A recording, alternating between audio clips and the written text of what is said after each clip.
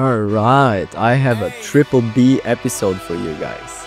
Yeah, let's see how you do under pressure. Oh, yeah, I've been wanting this shit forever. I've been in the field with whatever they throw at me. Brush it off, pick myself up, moving on to the better. Okay, hey, yeah, ain't no errors. Hi and welcome back to episode 18 of season 1 in the Nomadic Business Insight. My name is Giorgio Kuritsa and I'm your host as usual.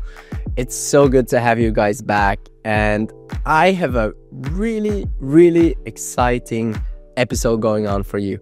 We're gonna talk with two young people, actual couple called Eskil and Ingrid, and we're live in Bilbao in the north coast of Spain to talk with these two amazing people that just started their ongoing adventure. They moved into a van a couple of weeks ago and are gonna stay living in their van for an indefinite time. And I really got excited about this topic because I remember when me and Sylvia back in the days moved into our van for the very first time. So I thought, why not do an episode on van life here on the MBI podcast? We haven't done that before, and I'm sure there are plenty more to follow. Here in this episode, I'm just trying to give you kind of the topping of the ice cake of that lifestyle. And I think we just had an amazing talk with Ingrid and Eskil. But before I want to go back into the talk we had, I want to tell you a bit more about what I've been up to the last weeks. We departed from Oslo, where we recorded the podcast with Tobias Becks, and I went straight on to Berlin, where there were a couple of meetings, but mostly also just visiting family in Germany. Then I went straight on to Barcelona for a couple of meetings there, and then eventually landed in Bilbao. So that's why I said the triple Bs in the intro of the episode: Berlin, Bilbao, and Barcelona, with Bilbao at the final destination. In Bilbao, I met up with Sander from Oslo, which we also had here already on the podcast show a couple of episodes back, because we had decided that we wanted to stay a week together in our van to connect a bit better, get to know each other, and see if there potentially is some businesses that we want to develop together. All in all, two boys in one car. It can get tight, but it was an amazing journey that I enjoyed every single day. And we went surfing, we went up in the mountains, we went hiking and eating good food. And we also spent a lot of time in Bilbao with the couple I'm gonna talk with in this show called Ingrid and Eskil. I just met Ingrid and Eskil a couple of weeks back in Norway, and they told me that they were passing down through Europe, which made me give them the tip that you really need to check out North Spain, because of all the places that we have gone in the world, I'd say North Spain is one of the most and best secret hold treasures in the world. It has mountains, it has beaches, it has surf, amazing food. The people, you're not gonna meet any more welcoming and warm-hearted people in the world probably. So if you never have been to Asturias, Cantabria, or the region of the Basque Country, you should make it top of your list. Before we're heading into the episode, I just want to remind you guys that the merch has dropped on our new homepage at LD Studio. So head over at ld.studio and check it out for yourself. It looks stunning. And I can say as much as the first batch is already gone from the shelves, but we have obviously ordered a new one already. If you are in Ålesund or in Norway, you can go to our stores as well to pick it up. So check it out. I really recommend it. I wear it myself quite often, and I'm sure we're going to put out a lot more collab designs in the coming months. Another little cool story I wanted to share is the way we have done CRM outreaches in LD in the recent months. It's been paying off massively, and we've come in contact with so many big corporations that show serious interest in working with us on the long-term run. I won't reveal you the secrets in this episode, but sit tight. We are going to make episodes after the new year in the spring of 2025 where we deep dive into all the tools we use and how directly we do these massive outreaches. It has kind of led to us growing more and more the recent weeks and months, and we are going to hire potentially 1 or 2 more people just after New Year. Unfortunately, the application round is already over and it seems like we've chosen our candidates. But if you're interested in working with LD Norway in the future, then make sure to go to ld.studio/news/hiring and you can at any time see our open positions. With that, guys, if you're new to the NBI podcast, here I share my story as a serial founder, and from time to time I take another deep dives with other nomadic people, business owners, founders, or investors, and share their stories too. Remember that none of the content in this podcast is paid, and we may or may not have commercial interest with talking with the people we do. All the people are handpicked by me and my fantastic nomadic business insight team. Thank you so much, guys, in the studio producing this. It's been a pleasure from day one, and I love working with you. And with that, let's jump into an amazing episode where we're gonna get to know 2 super cute souls from the west coast of Norway. You are listening to LD Podcast. Would you like to publish with us? Tell us your story at www.ld.studio/podcasts. Edited and published by LD Studio. So welcome to our house. This is Erica, our van. It's a Citroën Jumper. And here is the kitchen, and we have our sitting group here. And it's a sliding table. And we have the toilet under here. I'm not gonna show you that. And this is We need to the go bedroom. inside, I think.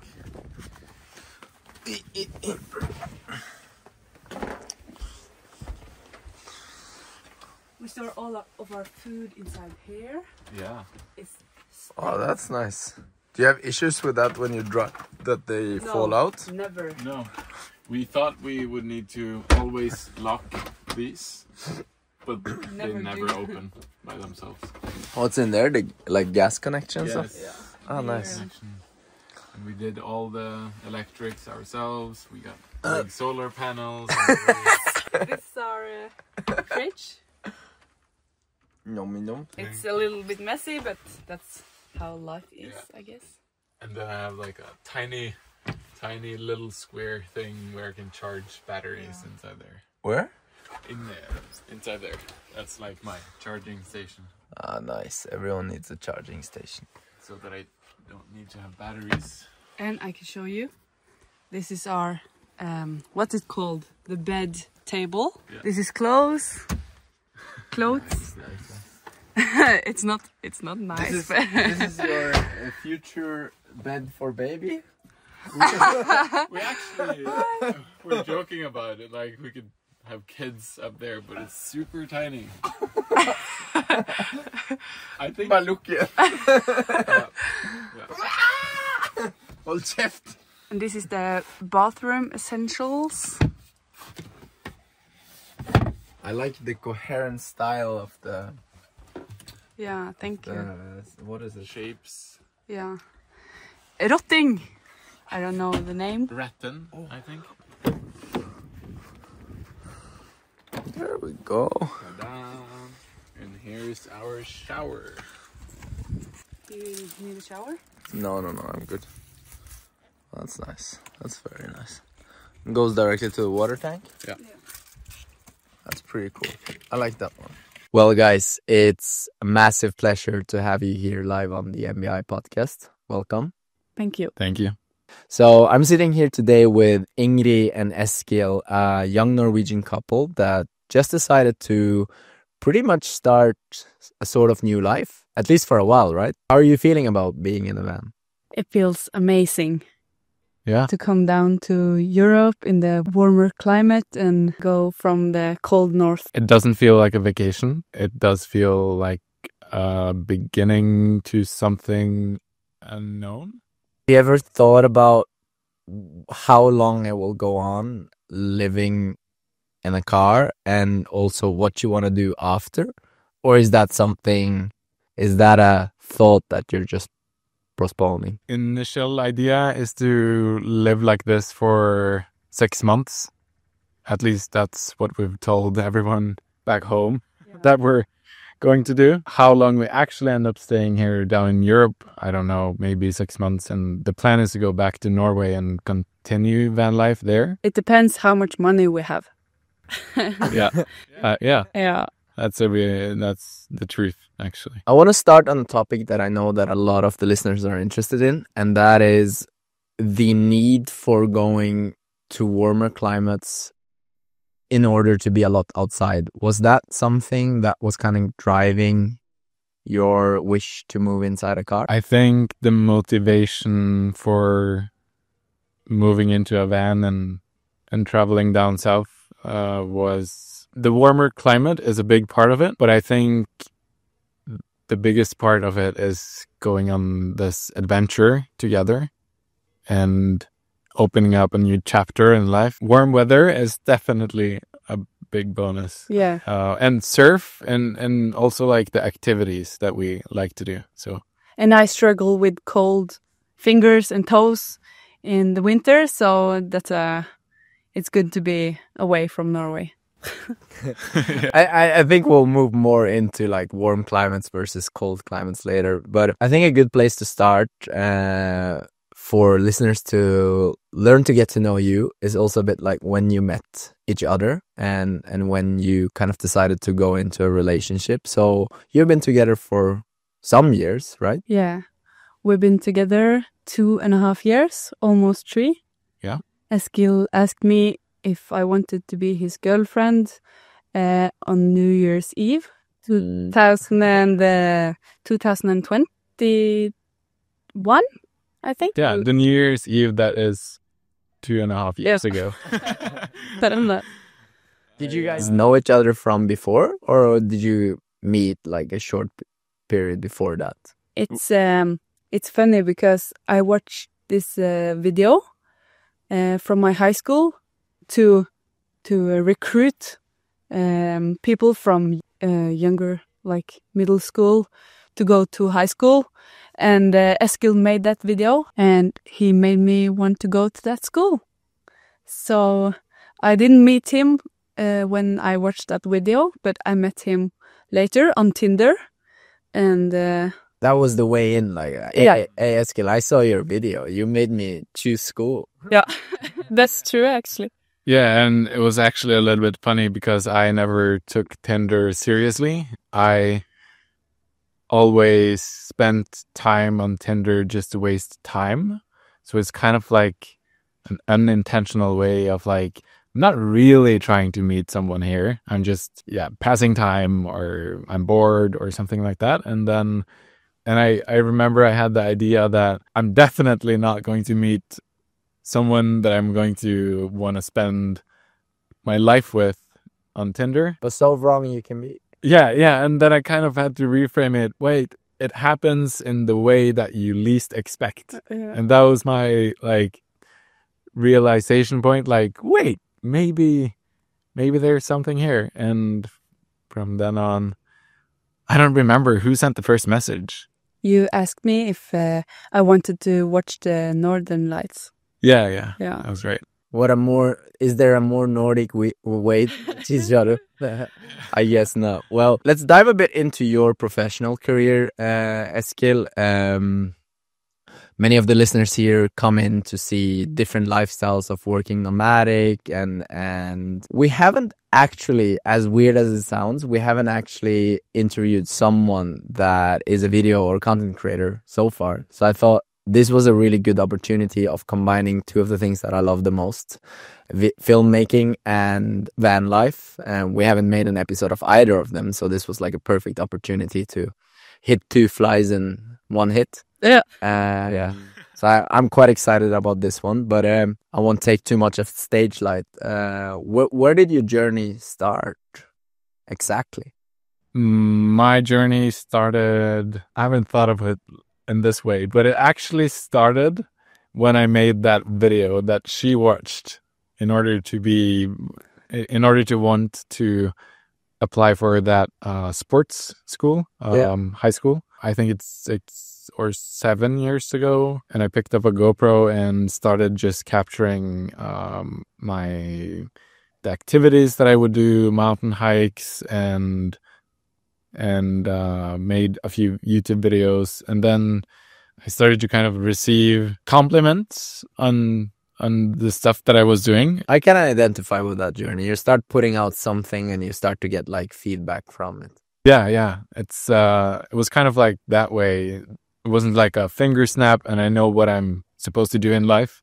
It was more like, wait, I'm actually good at this. It's not just something that I'm having fun with, but it's also something that I was interested to see if I could make money. Help us follow along from the journey then. So some time passes by. We can't dive into all of the chapters, but at some point you found yourself traveling a lot, making films. How did that happen? If you'd sum it up really short, and what made you go out in the end from kind of making content in Norway? That is until the day that I found a video someone shared on Instagram, and that was from an event called Experience House. Right. And through that video, I felt like it was speaking to me in the sense that I would meet like-minded people, get to travel if I collaborated with Experience House. So out of the blue, I asked on a DM to exchange videography and photography in order to travel for free and get to stay during the next event. I get you. Yeah. And that completely just like opened up so many doors that I had never I couldn't even imagine like how many doors that would open. And so it was as simple as a DM that opened this world to me. I think we should also dive a bit into what Experience House is. I've obviously been following them a bit, looking through your kind of work and seeing what they are, but I think there's nobody better than you explaining, who has lived so close with them or that project for so many years. But before we dive into that, I really love that moment where you go, I'll take one shot and see where it kind of shoots me out. I think a lot of people can relate to that when they have taken like a massive chance, but didn't feel like a massive, like you might feel like you're taking massive chances all the time, but eventually there is this kind of not too big step, which you kind of didn't anticipate throw you in such a hard direction that eventually does.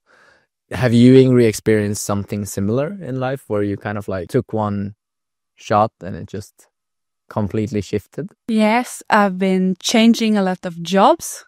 So 1 year ago, we lived in Stavanger, a city in Norway. And we just out of the blue decided to move back to Molde and build our van. And then I just quit my job, and I got a call from the church in Molde. Okay. And they asked me if I wanted a job. And I'm not a Christian or religious, but I was kind of skeptical before I choose to say yes. But I did say yes, and I didn't know what I was going into. And no regrets today? No regrets. It's the best job I've ever had. And wow. So many nice people and like-minded people, actually. Not on all spectrums. There is a topic I want to open there before I head back to Experience House. We'll get into that. But there's something I'm very curious about. During our time, we started living in a car over 10 years back, and we've lived in cars for many years. We've lived other places around the world, and back and forth to cars. We kind of always figured out that cars are our preferred medium. We've been many times into, should we maybe go sailing or bicycling or these kind of things, but at the end of the day I felt like car is where I can do the most of what I like through bringing climbing equipment, surf equipment. I'm more attached to nature than I would be if I would be sailing, for example, just living in a boat forever. It sounds actually quite horrible in many ways, being like trapped on a boat. I think I'd get really restless. But what I wanted to get to is... I think so too. Yeah, my father actually sailed halfway around the world, all the way to the Caribbean islands. He lived in a boat for 5 or 4 years. Is that where he met? Because you told me your new partner of your father is from the Caribbean. Yeah. Is that where they met? Yeah. Amazing. That's such a cool story. How did he feel like, say? Very good. Yeah? He's very, like... everything he's wanting to do right now is make it happen again. But is he also a person that is calm by nature a little bit? No. He's more energetic or eccentric than me, I'd say. He's So how does he cope? Because I see myself that- just like week after week being there. When are we going back to land? oh yeah, I want to move. so he visited land like all the time. Like we are camping in different camp spots. He usually kind of worked his way along the coast of different countries down south. Not spending many days on open sea. All right. Yeah. Unless, or that makes sense. yeah. But what I wanted to get into, Ingrid, is I feel there is a strong growing community around in Europe of young people moving into cars, also in the world. But I feel like Norway has really been hanging after. So for me, it's been like almost like a weird, surrealistic feeling getting back when I moved into cars in my very early 20s, like on 20s pretty much, and coming back to Norway now, already feeling so established, living my life for many years like this, off and on cars. And now I feel like there is this massive wave, and not necessarily your age group, because you're kind of in the start of your 20s, but I feel like even people who are 30 or 35 are like, oh guys, we just discovered van life, can you believe it? And I'm like, god damn it. How do you feel about that? Do you feel like you're still of like an early adopter stage, or do you feel there's a lot of friends among my community in Molde that, or your community in your city that move into cars? We have some friends in Molde that bought a camper van, but not many. We are in a community with a little bit of surfers and people who do the same activities as us, but it's only 2. Yeah. Yeah, and I think they've done it with a more, like, how do you say in English? Helgekriger. Weekend warrior.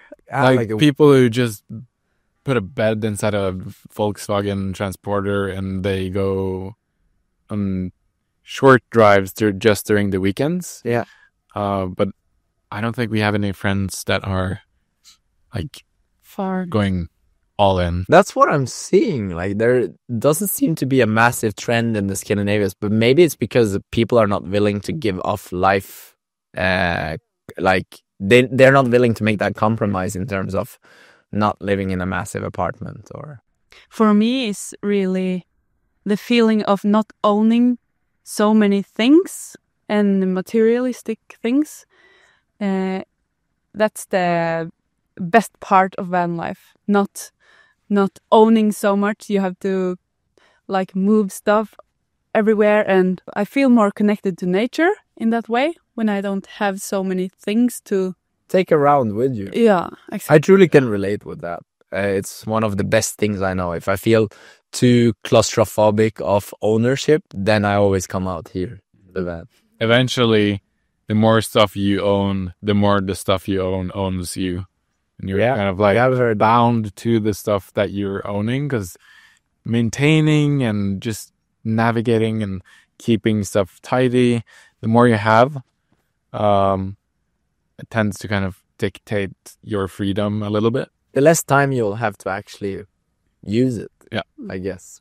But I totally agree. There is, it seems like being a trend in Norway where people are not that intrigued by van life, whilst other countries around in Europe seem like way more proactive. Maybe it's an economical reason. I don't know. What do you think it is that more people in Spain and Portugal and France are motivated to live in cars? I immediately thought of winter in Norway, because people think it's cold to live in a van. Yeah. And also maybe because people are used to such a high standard of living.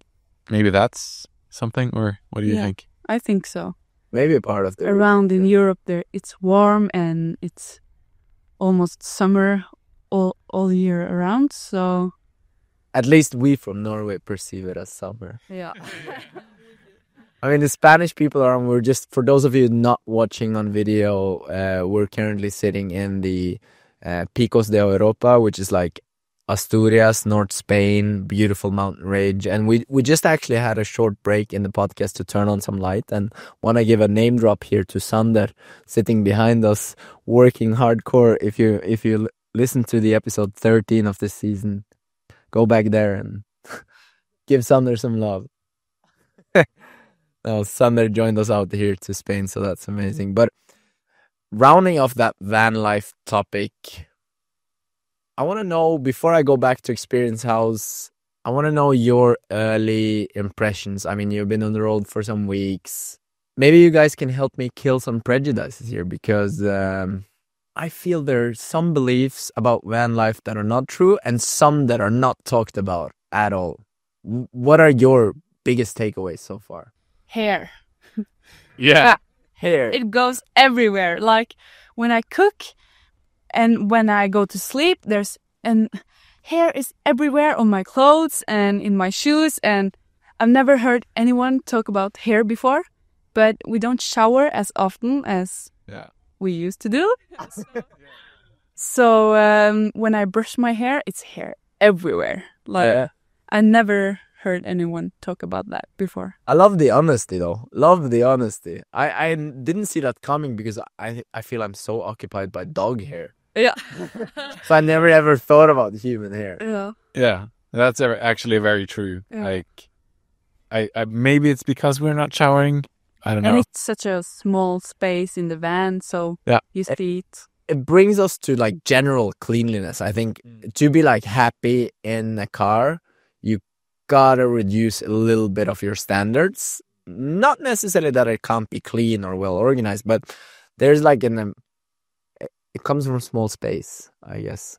The upside, I would say, is that it's super quick to clean the whole van and make it tidy again because it's such a small space. But I think also because we're living full time inside a small space, we're also accumulating as much dust as if we were living in a big house. Yeah, In a smaller no, I space. totally agree. So, like, we're doing as many things, creating as much of a mess, but But it's Super more fast. concentrated Yeah. in a small space, yeah. Have you ever experienced on because you guys came down from Norway now, did you go through Sweden or Denmark? Both of them. So you crossed Copenhagen. Yeah, cool. But then you kind of swept a bit fast through like Germany, France, these kind of things to come down here to the coast and surf. But did you already experience wet and cold days? Yes, in Germany. Oh, it was 3 degrees yeah. outside. And it was super cold. And I used a beanie and gloves. Yeah. How did you feel like being in the car, going out of the car, coming back to the car, like living? What were your memories from? I mean, you didn't experience so much of it, but because I remember like terrible memories from, for example, one time we went through East Europe for a couple of weeks, and it's just like moist, cloudy, not even cloudy, foggy all the time. And I absolutely hated living in the car. I don't think I hated it in the moment, but looking back at it, I'm like, that could have been avoided. Yeah. But also we actually moved into the car almost 3 months ago. Yeah. We moved into the car in Norway as winter started coming. In and out. We didn't live full time in the car only, but we had like a smooth transition. And there were some pretty cold days there. I remember waking up and snow on the windows. Like, All right. that was when I really felt like, okay, we need to Start. start traveling, get out of Norway. Get- It's starting to get cold. Yeah, no, I And moist everywhere, windows all wet. feel like the moist can be the toughest thing, that people completely underestimate that you live in like a small tin box and all your moist goes straight into the room. And if either you have the windows open, which is not always an option if you're in cold countries. Yeah. We tend to keep the fan going and the skylight a little bit open. You guys have a Circulate. fan inside the car. Yeah, on the roof, like a Nice. max fan, I think. That's a good tip. What would be your top 2-3 tips which you want to, like, if somebody, I mean, going apart from the very obvious about like kind of car to choose or these kind of building things, more like 2-3 things that you've already discovered on the road or building where you like, remember this, guys? A fan and a skylight is essential to... What is a skylight? Skylight, it's like a window in the roof. You open up, so it's almost like a window. All right. Yeah. Yeah. Like a roof window. Okay. And having both really helps with bringing circulation, because if you only have a fan and you're trying to blow air inside the van, the air needs to go out somewhere and it just doesn't work as well if it doesn't have a full circle kind of too. How about building? I mean, you guys went through, as we did, the whole building process. What is it something you can, I mean, there's so much videos online, but is there something which you felt like we weren't prepared for this? It's not square. Like, we have to use the jigsaw to cut all of the pieces, like walls and everything needs a particular shape. So that's a tough one, yeah. Yeah, and about that as well, you need way more time than you think. Yeah. You might have an idea like, okay, I'm just going to put insulation there and then some like wooden beams to hold the walls and the frame up. Yeah, thanks for mentioning that. But like, you need so much more time than you think, especially if it's the first time you're doing it. And if you're quite particular about everything you want to have inside, like all the storage solutions, I think you can do it very simple. But most people who go for living in a car long term don't want the very simple. They have all, everyone, as long as you start building, you go like, it would be amazing to have this solution or not. And it shapes along the way a lot. At least we felt like that when we built, like a lot shaped along the way. One more thing that we haven't seen many people talk about is the formalities around converting a box truck into a van, especially in Norway, because there are so many rules that you need to like comply with. Yeah, comply with. And if you're not complying or following the strict rules and you want to convert it and have it approved as a camper van and not a box truck anymore, you really need to pay attention to what details they're looking for in the compliance. Yeah. No, that's really good of you mentioning, because I know quite a few people having a little bit of troubles there. But all right, you guys also document quite a bit of your journey. I have, under strict rules here, been advised that we need to promote the vlog a bit. You guys are making a vlog. Is that right? Yeah. We have a YouTube vlog. We actually also documented the whole building process. Not like a how to build, but more just documenting everything. Yeah. What's the plan for the YouTube? Where do you want to take it? Or is it just kind of like a memory sequel for yourself for now?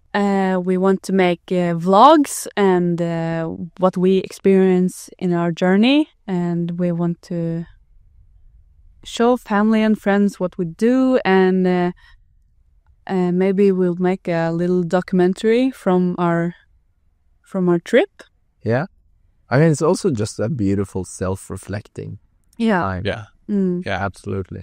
That's absolutely true. And I also feel like video work inside a relationship can help a lot with like finding out what are we comfortable with, what are we not comfortable with. I remember in our early days of shooting content, there were like certain things that we were very happy about shooting and others not. And then gradually we kind of settled in mature way of making content, which I think is a very healthy progress as a creative in general. I really want to go back to Experience House and finish that chapter. We kind of I felt like we broke you off because van life is so interesting. I could talk about it forever, but I really want to finish up that journey.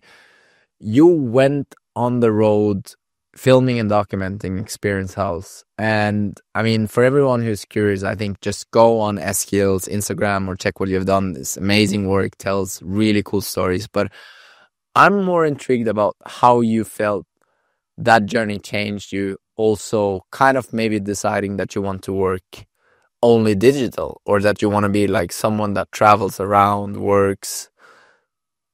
How did it manifest that in you? Maybe let us know a bit before what Experience House is. Yeah.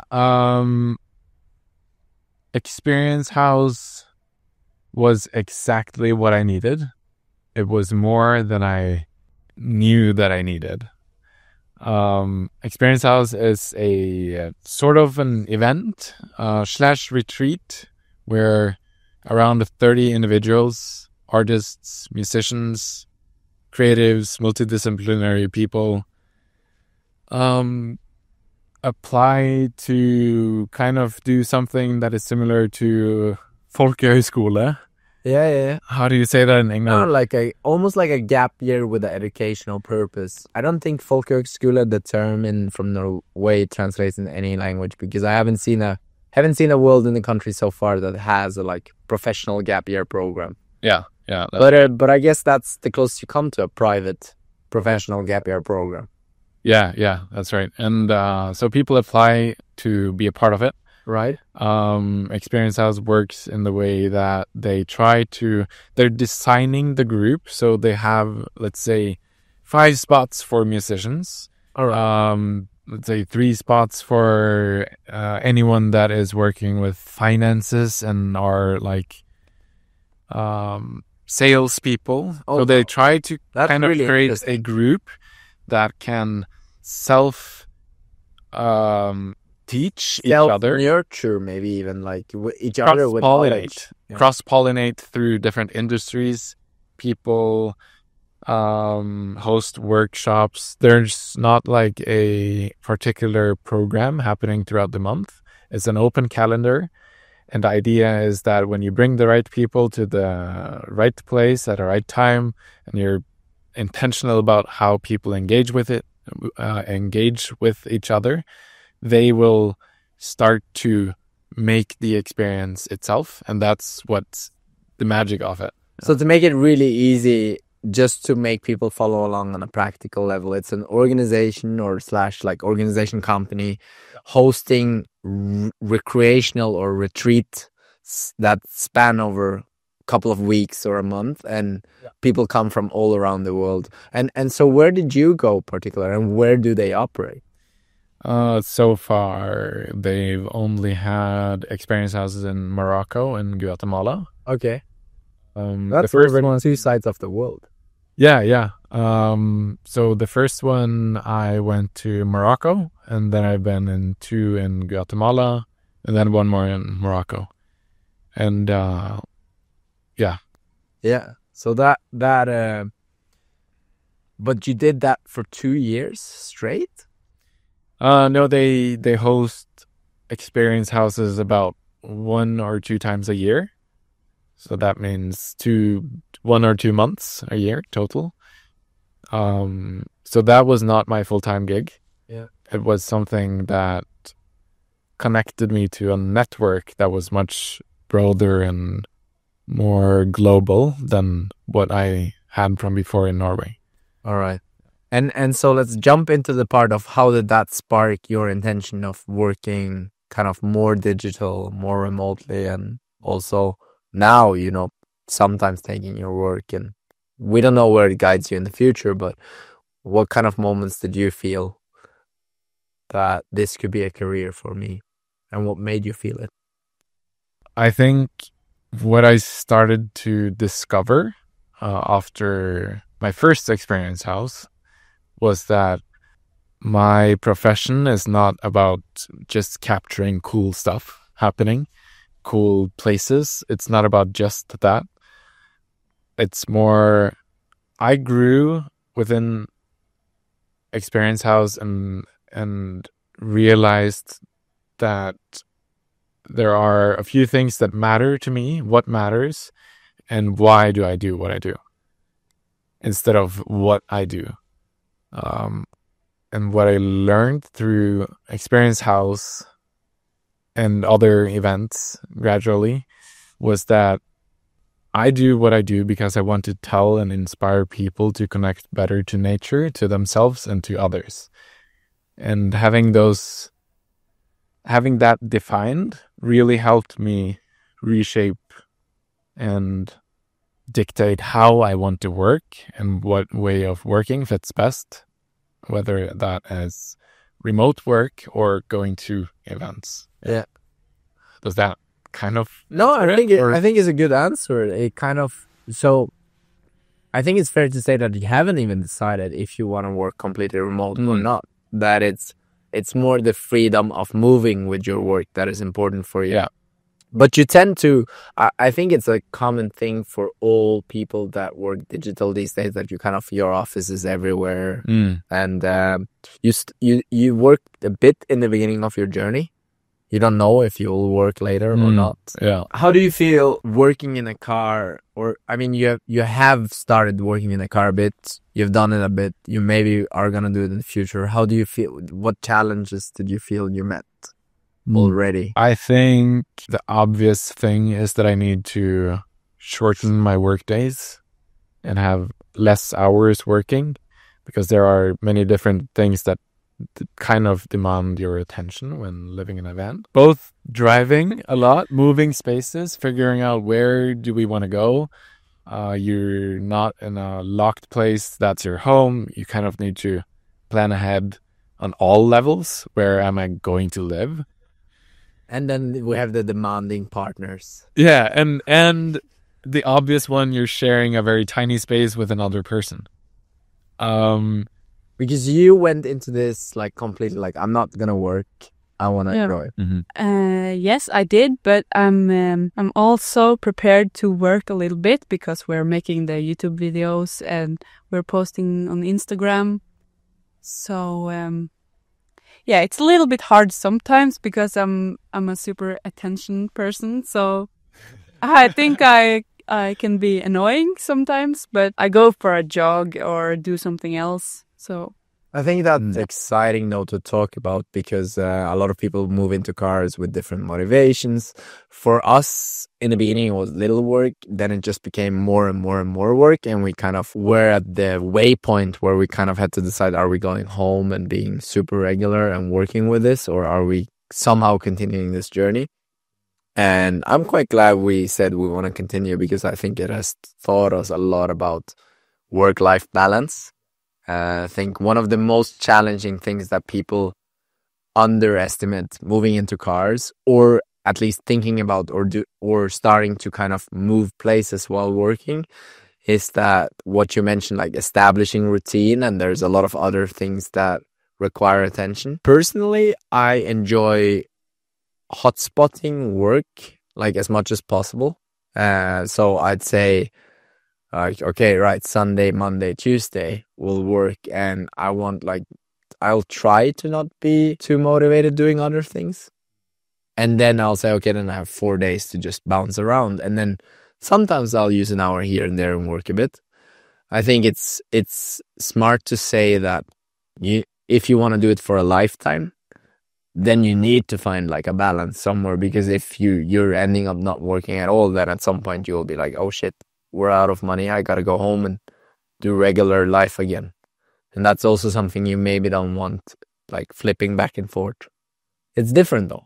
I also met lots of people that are very happy about flipping back and forth. I mean, you're at such an early stage of your travels, and I know I'm asking like tough questions here, but have you ever thought about like, let's open the door of the future? You know, what kind of life are you guys imagining? I think I will be bored if I don't have things to do all the time, because I'm a very energetic person. Yes, when Eskil works, I need to do something clean or anything.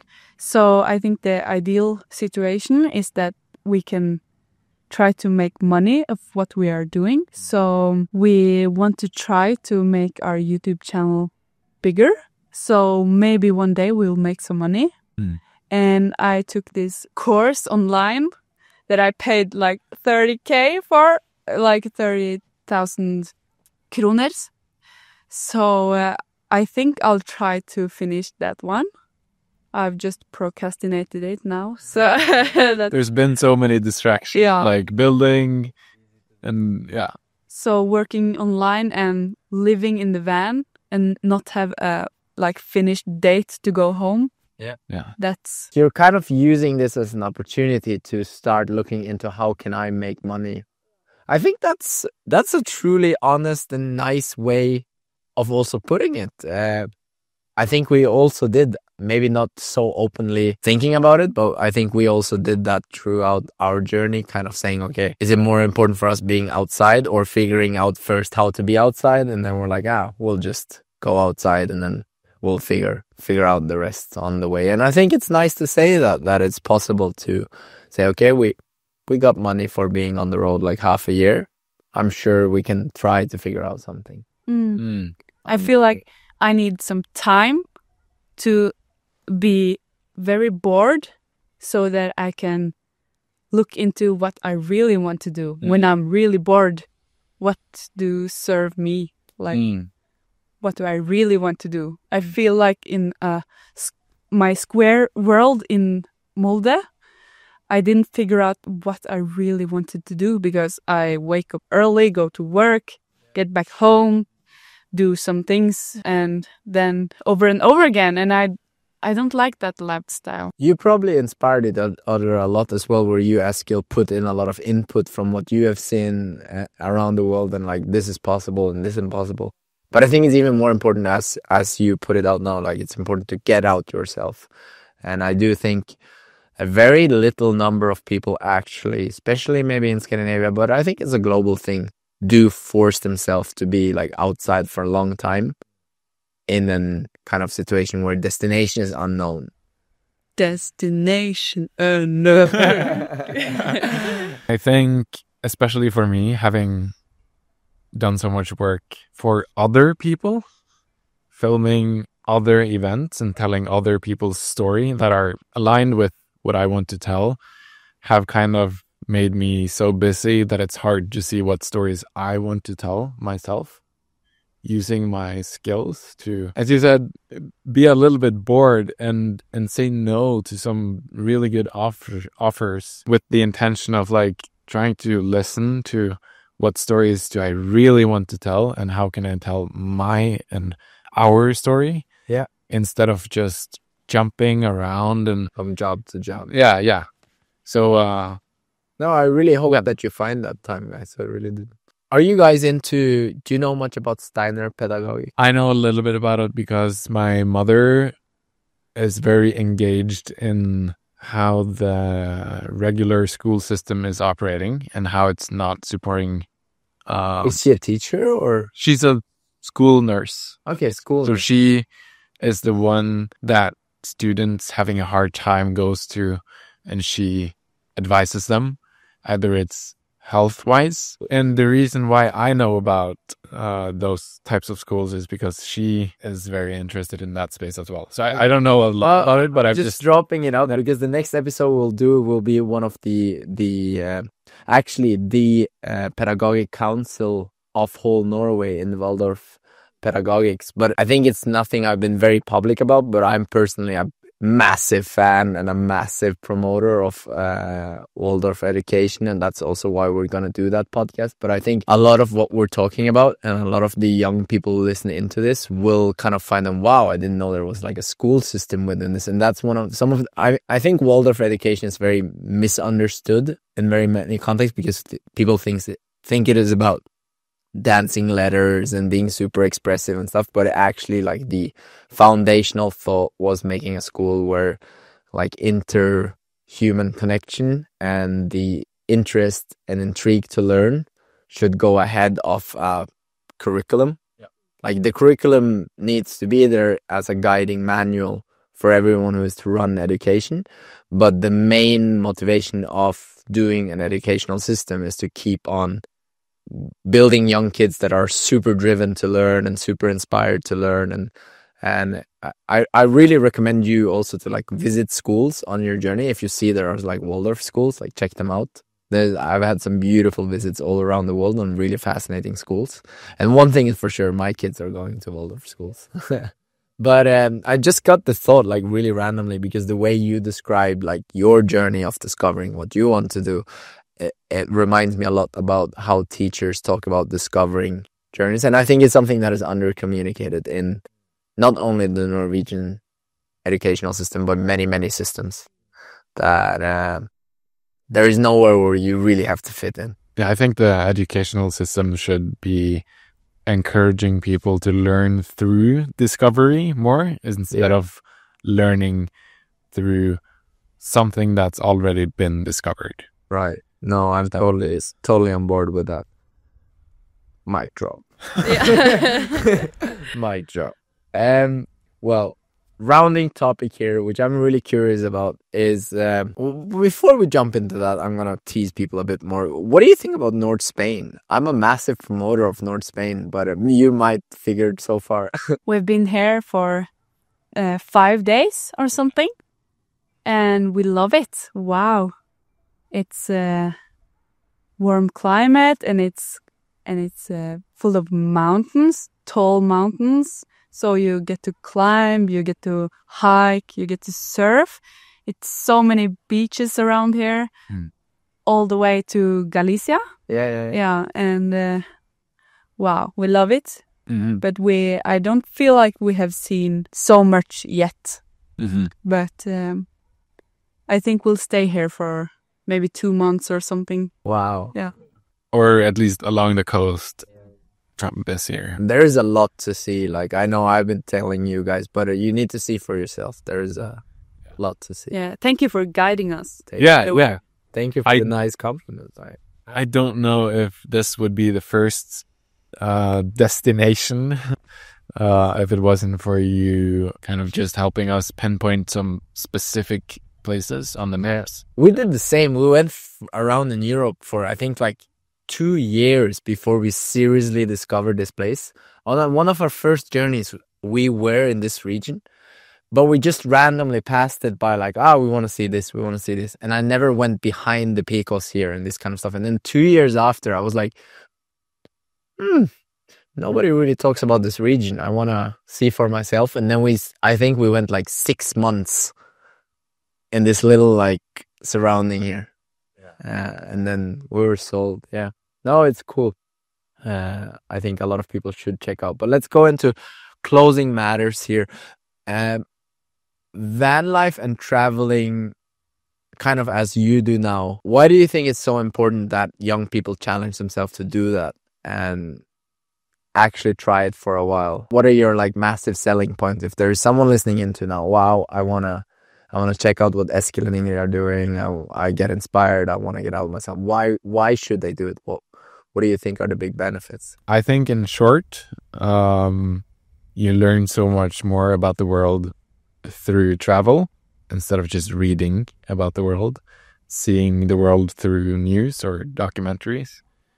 That can be interesting, but just putting yourself in unfamiliar places really forces you to actually learn through discovery again, instead of watching what somebody else has discovered about the world. Yeah, you kind of learn so much more about yourself in the world if you travel, I think.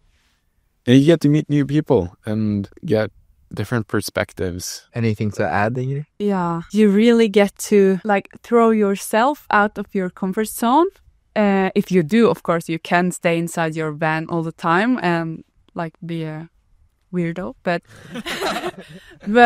but on the way down to Spain, our tire, something in the brakes, we had to fix it, and we had to talk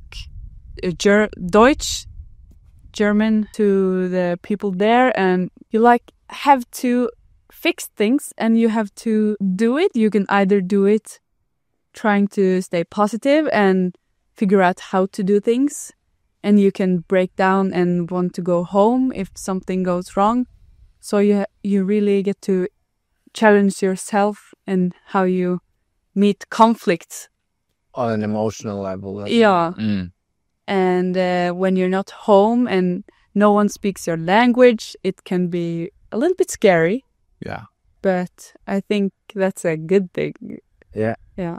And I think it's definitely like if you are willing to learn from challenges instead of fall into like defend mode, it's definitely good partner therapy to travel.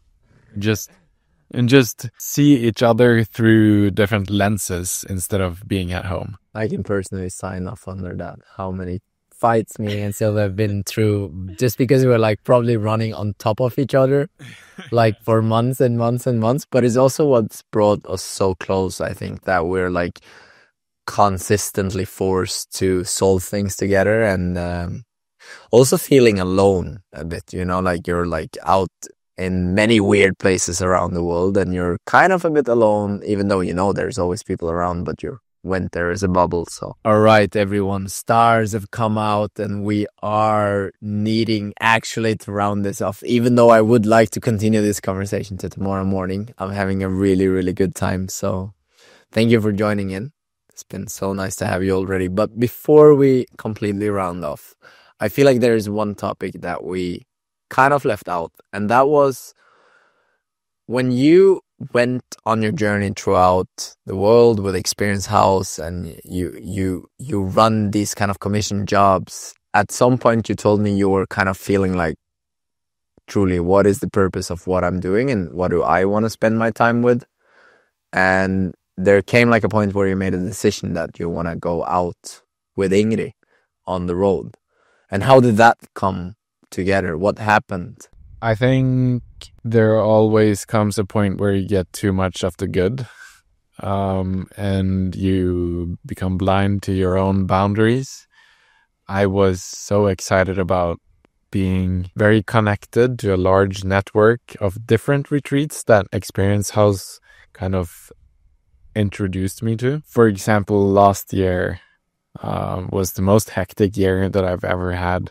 I traveled to 8 different countries in 8 or 6 months, filming 8 different projects that I barely had the time to edit when I was back home, meaning I didn't have much time to like spend as much quality time I wanted in my personal life. I get why you want to spend time with Ingrid. We lived in Stavanger, and in my memory, I was sitting like in our home office so much more time than I actually wanted to do. I had calls almost every evening with Americans in the different time zones, meaning I spent my evenings in meetings and not during the normal work time. It was exciting, but it was also overwhelming and very tiring. And that led me to waking up one morning, feeling stressed, wanting to finish up all the projects before I went to the next one. And then I passed out in the bathroom. I actually pooped myself. I was gone for 40 minutes, like grown up Eskil, 23 years old or 24, pooping all over the floor in the bathroom, unconscious. And then waking up to 2 first aid workers asking me how many fingers they are holding up. And I'm like, holy shit, what happened? No way. And that really forced me to think about what led me to this point. I did all the health checks to actually see if it was something urgent that was needing like treatment, or if it was my heart, brain, or injury, but it wasn't. They found nothing, and the conclusion was that it was stress related, and that really forced me to think about how I want to move forward. Yeah. And one of the things that I want to tell a story about is inspiring people to connect deeper with themselves. And I felt like I didn't have as much time to really listen to myself and my emotions and my energy. The reframe of how I wanted to live life and explore my own story was to involve Ingrid more and build the van. I said no to almost everything that I had been like offered to me, like travels, knowing that I needed to. I really appreciate it. I appreciate it too. You taking care of yourself. That was probably a tough moment for you as well, seeing Eskil like that. Or? Yeah, it was really scary. There is some family-related illnesses, so I was quite nervous. Yeah, I called not 991, but 113 or something. 911. Yeah, The so- emergency service. So they came after like 4 minutes or something. Wow. And, yeah, That's really fast. So I was really scared because he was going to Burning Man like 1 week after, and Actually, 4 days after. 4 days. Yeah. Yeah.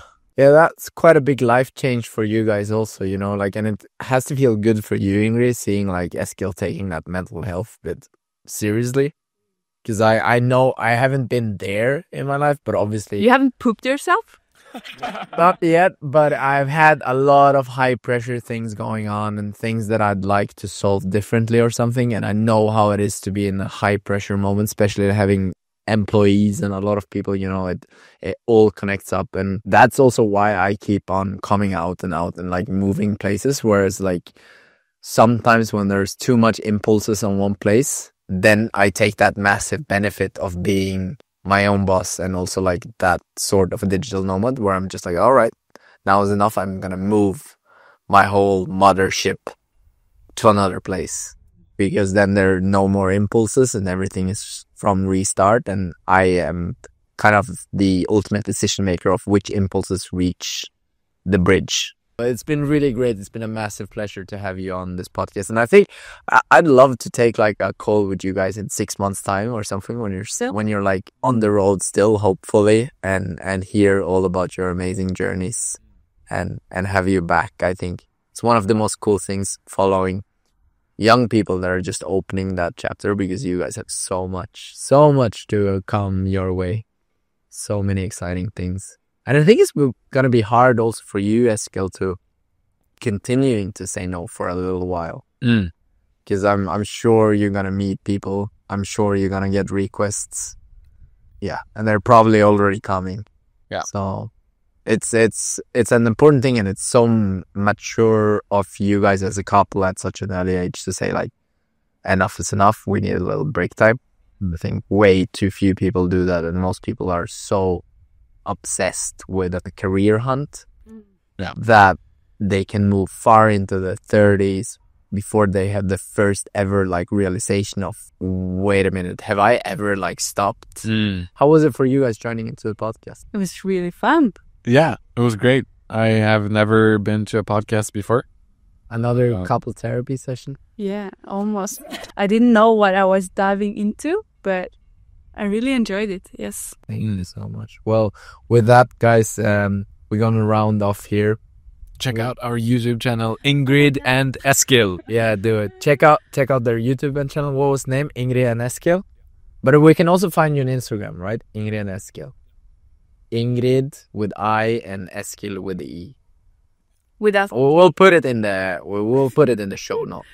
That's easier for people. Well, Thank you. And with that, we'll round off from here today in North Spain, Asturias. It's been a pleasure to have you guys around. Thank you, as always, for listening in. And please check out our new podcast just launching now in December. We're having Martin and Peter launching the Normal Mountaineer right around the corner. Super exciting podcast, which I want everyone to check out. And we're right around the corner also with a new episode from NBI with Vemund Skulberg from Oslo, the pedagogic commissioner or the pedagogic leader from the Waldorf University in Oslo. Really excited about that one. Thank you, Eskil. Thank you, Ingrid, for joining us here tonight. Thank you for having us. Yeah, thank you. And with that, my name is George Kuritsa, and I'm your host for the Nomadic Business Inside podcast.